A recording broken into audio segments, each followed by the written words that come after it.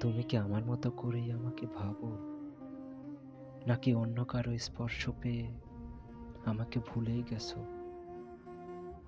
দেখা তো হয় না আমাদের, হয় না একটুও কথা। তোমার অভাবে আমি নিজেকে শূন্য অনুভব করি।